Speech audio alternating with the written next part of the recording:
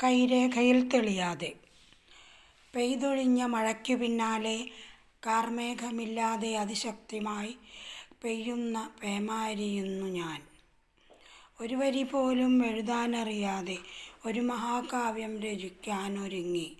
നിശ്ചലം നീല ജലാശയത്തിൻ മടുപ്പിൽ പുറത്തേക്കൊഴുകാൻ തീവ്രമായി കൊതിക്കും ഒരു കുടന്ന തെളിനീരാകുന്നു ഞാൻ.